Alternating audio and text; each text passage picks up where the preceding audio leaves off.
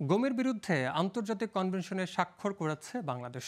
অন্তর্বর্তী সরকারের প্রধান উপদেষ্টা ডক্টর মোহাম্মদ ইউনূস নিজেই সই করেছেন বলে জানিয়েছেন পরিবেশ উপদেষ্টা সৈয়দা রিজওয়ানা হাসান। দুপুরে উপদেষ্টা পরিষদের বৈঠক শেষে সাংবাদিকদের তিনি এসব কথা জানান।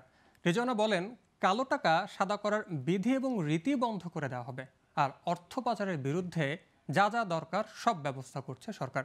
এদিকে বঙ্গবন্ধু পরিবারের সদস্যদের সুরক্ষায় প্রণীত আইন সংশোধন করা হয়েছে। বিস্তারিত জানাচ্ছেন শাহরিয়ার বাঁধন। বৃহস্পতিবার সকালে অন্তর্বর্তী সরকারের প্রধান উপদেষ্টা ডক্টর মোহাম্মদ ইউনূসের নেতৃত্বে রাষ্ট্রীয় অতিথি ভবন যমুনায় সরকারের উপদেষ্টা পরিষদের বৈঠক শুরু হয়। দুপুরে বৈঠক শেষে সাংবাদিকদের সাথে কথা বলেন পরিবেশ উপদেষ্টা সৈয়দা রিজওয়ানা হাসান। তিনি বলেন, আর কেউ যেন নিজের ক্ষমতাকে কুক্ষিগত করতে গুমের মতো জঘন্য কাজ করতে না পারে, সেজন্য আন্তর্জাতিক কনভেনশনে স্বাক্ষর করেছে বাংলাদেশ। প্রায় ৭০০-র উপরে মানুষ এখনো পর্যন্ত গুমের কারণে নিখোঁজ হয়ে আছে। আমরা অনেকেই এরকম এনফোর্স ডিসঅ্যাপিয়ারেন্সের মুখোমুখি হয়েছি।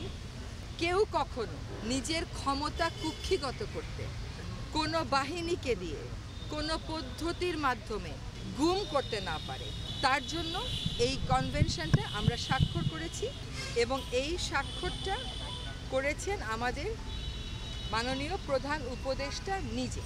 এ সময় তিনি সাফ জানিয়ে দেন, কালো টাকা সাদা করার বিধি এবং রীতি বন্ধ করে দেয়া হবে, আর দ্রব্যমূল্য নিয়ন্ত্রণ সহ অর্থ পাচারের বিরুদ্ধে যা যা করা দরকার সব ব্যবস্থা নেওয়া হয়েছে। কালো টাকা সাদা করার যে বিধি এবং রীতি সেটা বন্ধ করে দেয়া হবে।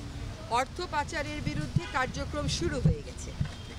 আরেকটা হচ্ছে অত্যাবশ্যকীয় পণ্যের দাম মানুষের ক্রয় সীমানার মধ্যে রাখতে যা যা করার দরকার সরকার সেই কাজগুলো করা শুরু করে দিয়েছে।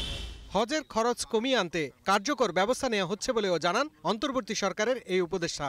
আমাদের হজ একটা অনেক বড় ব্যাপার বাংলাদেশি মুসলমানদের জন্য। এই হজের ক্ষেত্রে একটা সিন্ডিকেট আমরা দেখতে পাই, যেটা হজের প্যাকেজের মূল্য অনেকটা বাড়িয়ে তোলে।